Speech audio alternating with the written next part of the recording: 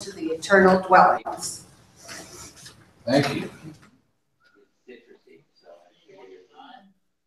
One of the most baffling parables I think that Jesus told. We were in the middle of our Simply Jesus series this summer. This is number 4, I think, if I'm correct. We had Conrad Gempf, Bruxy Cavey. Last week was Carl Medeiros. And this week, Brian Zahnd. The Simply Jesus Gathering is a new group of people who gather one time a year in Denver and present these small 15 or so minute long teachings to draw the church's attention back to Jesus, to our first love. In Revelation, one of the words that went to the churches was that you've forgotten your first love. And it's easy to forget what the goal, what the purpose of all of this writing is in the Bible. It's easy to be caught up in what we used to call majoring on the minors. It's easy to major on the minors, the things that are maybe side plots. You know how you watch a movie and oftentimes there are 2 or 3 plot lines going at once. Sometimes they all converge at the end and come together. Oftentimes they don't. It's very easy in Christianity to major on one of the minor plot lines in the Bible and miss the whole point. The whole point of the Bible is to point us to Jesus, because Jesus reveals to us who God is and what God is like. So that's what really the goal of the Simply Jesus Gathering is. It's just to remind the church, any of those who will listen, to remember that our goal, our telos, what the end point of our faith should be Christ himself. This parable, the parable of the unfaithful servant, or it's called various things, was a real puzzler for me for years. I was a businessman for 20 some years. Vandy and I helped run her family business. And when I read this parable, I scratched my head a lot. You see what the result of that was. And because it just didn't seem to make sense. There's a wealthy landlord who has enough assets that he hires a manager to watch over his assets. And as they're doing that, apparently the manager is not handling his assets appropriately. And the landlord finds out about it. And he confronts the manager and says, there's a problem with the way you've been dealing with my assets, with my debtors. You can no longer be my manager. But the landlord does not immediately dismiss the manager. He tells him, you're not going to be able to be my manager any longer. But then the manager goes to the debtors and reduces their debts, which as a businessman, if one of my managers had done that to me, say I had a sales manager and he had made contracts with people on my behalf, and then I found out that my manager, was dishonest, I would not have been pleased if he'd gone to my debtors and reduced their bills for himself, for his purposes, meaning that I would be shorted. The business owner would have been shorted. So this was a difficult parable for me for a long time. And I love what Brian's done with it here. And he really, I think, draws our attention to something that just completely blew over my head for many years. Brian is the pastor of Word of Life Church in St. Joseph, Missouri. St. Joseph of Missouri is kind of an out-of-the-way place. It's where the Pony Express started. In its short history, it started in St. Joseph, Missouri, and then the riders would ride across the country to the west and ended in, is it San Francisco, I think? I think so. So they have a Pony Express museum there that's kind of cool to go to. But Brian, when he was a young man, a teenager, he's about the same age as me, a little bit younger, came to know the Lord in the whole Jesus movement thing in the 70s. And that's really when I did too. He started pastoring soon after getting out of school. And he built one of the fastest growing, one of the largest charismatic churches in the country. for a time, it was in the top 10 fastest growing churches in the nation. And as a result, as you can imagine, he got a lot of speaking engagements around the country and around the world. But he came to a place in his life where he just felt like that was sort of a dead end, that it was what he called pop Christianity, that it was a lot of activity but not much depth to it. So he began reading some other writers outside the box of charismatic Christianity, which is dangerous to do if you're can be. But he started reading the church fathers, the patristics, the Origen and those early church fathers in the first 2 or 3 centuries. And then he began reading other people who respected theologians, but not the kind of people that you hear about much in charismatic and evangelical circles. He's an author and a mountain climber. He's a passionate climber, not so much with ropes and all that, but just hiking. But he and his wife love to hike, and they take their vacations in the Rockies. And 2 years ago, I think they did a 40-mile hike through Israel, a path that Jesus took. And he's a passionate Bob Dylan fan. He's written a number of books. What to Do on the Worst Day of Your Life is a very good book. Radical Forgiveness, Beauty Will Save the World, and his most recent, A Farewell to Mars, an evangelical pastor's journey toward the biblical gospel of peace. He's an excellent communicator. And for several years now, he's been calling Christians to reconsider how they follow Jesus. And that's a question that, for me, for many years, wouldn't have even occurred to me. But I think there's a lot of weight in that question. He became disillusioned, like I said, a few years ago with what he perceives as a shallow kind of pop Christianity. And at one point he said that he packed his bags from the charismatic movement. And what he means by that is he didn't just leave it lock, stock, and barrel, but he took what he thought was of value, that was significant, that was important, and he left the charismania behind and moved on. It cost him over 1,000 people from his mega church to make that move. So they have a very, very large church, and it's grown back some in the ensuing years. But in the process, he's picked up a worldwide audience of people who watch his service online or listen to his podcast, read his books, and he has a lot of good things to say. Vandy and I have been to 2 conferences at his church and have met him, and he's a sweet guy, so we appreciate him. So today, let's before I ramble on anymore, let's listen to what he has to say about what he calls the parable of the prodigal manager. Ready? Here we go.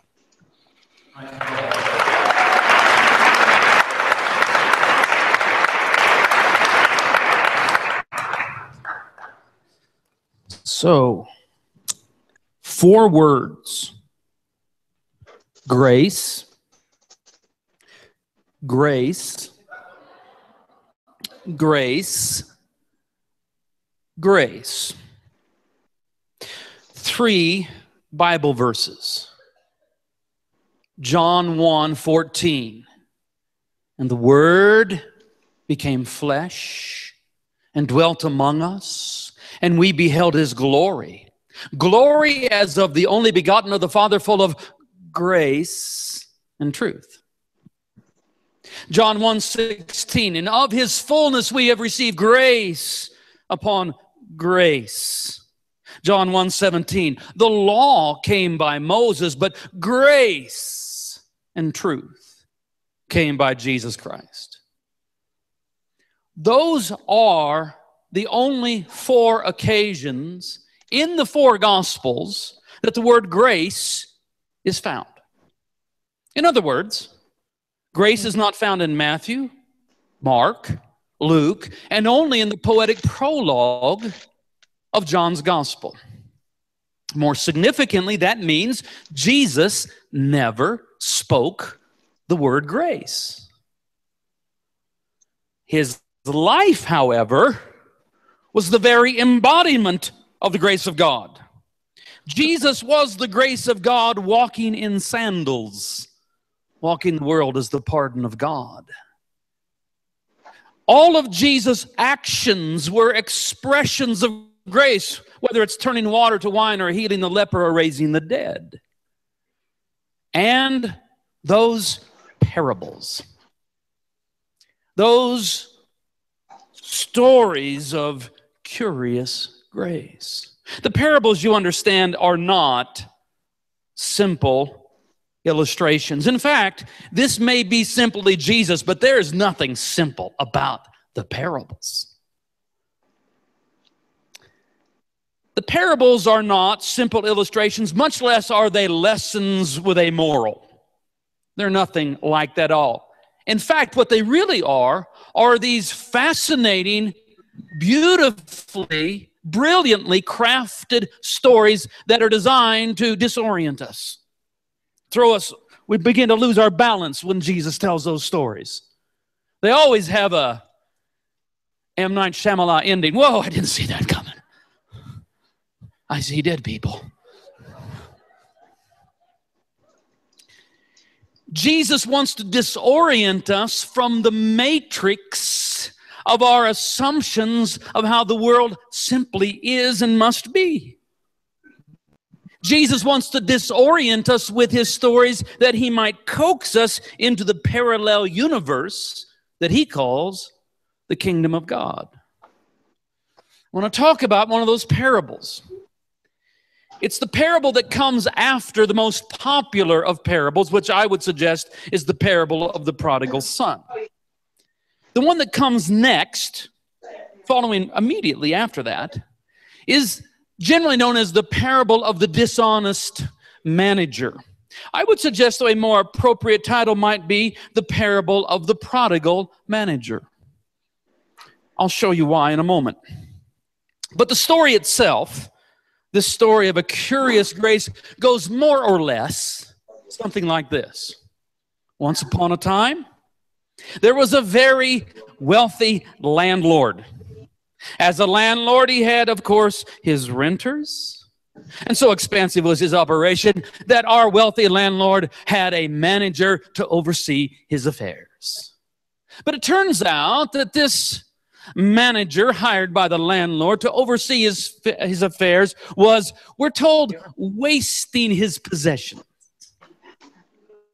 The same phrase that is used for the prodigal son when he's off in the far country, wasting the father's possessions. Here we have the manager wasting the landlord's possessions. Prodigal manager. The implication might be that he was keeping it, some of it anyway, for himself. We would call it embezzlement, I think, today. Well, eventually the manager is caught, brought before the landlord. The landlord says, "What is this I hear? Give a full accounting of what you've been doing. I want to see the books. Oh, and by the way, you can no longer be the manager." Well, the manager's got to think fast now. He doesn't know what to do. He says, I like what he says. Basically, he says, "I'm too weak to dig and too proud to beg." Sounds like a blues song or something, you know. He's got to think fast, and he comes up with a plan. And the plan is brilliant. It's more brilliant than you think. Watch. He says, "Okay, here's what I'm going to do." Because he's got a few days where he's still on the job because he has to present an accounting to the landlord. The landlord didn't immediately jail him. That's interesting. And so he concocts this scheme. He says, "Here's what I'm going to do. I will lower people's rents. I will reduce their debts. I will ingratiate myself to them so that when I lose my position, I can kind of bounce along from house to house as a house guest and thus be saved." And so he embarks upon this project. And he begins to tell people, guess what? The landlord and I have been considering your situation, and we realize how rough things are today. You're paying $1,000 a month. Okay, how about, I tell you what, we're gonna lower that to $500. Does that sound good to you? Yes, that sounds wonderful. And he says, "Now I understand that you're about $2,000 behind. You have a debt to the landlord." The landlord and I were talking about it, and we feel like we could at least cut that in half and make things a little easier for you. And so what is the manager doing? He is preaching good news about the landlord to the renters. Of course, the renters hear it as marvelously good news. I'm sure they are delighted. They are happy. For all I know, they throw a party. There might even be a fatted calf involved. I don't know. Finally, the manager is found out by the landlord, which, by the way, the manager always knew would happen. Now we're starting to see the real brilliance of his plan. When the landlord discovers that the manager has, of his own accord, preached to the renters that the landlord is going to have grace and mercy and reduce debts and all of that sort of thing, the landlord is in a strange position. He has two choices. One, he can jail the manager and then go tell the renters the good news that you have heard is a fraud, and then allow their happiness and joy to turn to sorrow and anger. Or the landlord can play along with this shrewd guy. Just go ahead and play along with the scheme of the manager and allow this goodness to befall his renters and enjoy his new reputation as a gracious landlord. You see the brilliance of it? Wow. The manager is betting everything on the fact that he thinks his landlord actually is a gracious man, and that he wants to be known as a gracious man. He was gambling everything on grace. Now the question is, what was the landlord like? Well, as it turns out, I think that the father of the prodigal son was gracious. The boss of the manager was gracious. The question then, though, becomes, what is God like? The prodigal son had a gracious father. The prodigal manager had a gracious boss. What kind of God do we have? And I think the answer is this. We have the kind of God that we preach to others to be. God will be to us as we preach him to the other. Not to us, but to the other. There's always the other. The sinner, the outsider, the one who doesn't measure up, the one who doesn't belong, the one who isn't in our tribe, the one who isn't one of us. God will be to you who you preach him to be to the other. I can see the wheels turning. I mean, what if it's true that the measure you use is how it'll be measured back to you? It is true. You can find whatever God you're looking for in the Bible. If you just say, well, I just believe in the God of the Bible, I say, well, which one? Because you can find Jonathan Edwards' angry God holding sinners in his hand and dangling them over the fires of hell. If you want to find that God in the Bible, I can show you where to find him. But you can also find Father Zosima's God, who is nothing other than continual self-giving love. That God is to be found in the pages of Scripture also. So that leaves us with a question. What is God like? Well, I take you back to where I started. Gospel of John. Let's start with the first verse this time. In the beginning, you got to love John, who is composing his memoir, the fourth gospel. Matthew, Mark, and Luke have done their part. But decades have gone by, and he is going to begin his memoir, his contribution to the canon of gospel with in the beginning. You're a Jew and you start your book in the beginning. That's chutzpah. That takes nerve to do that. In the beginning. Because, they already have a book that starts that way.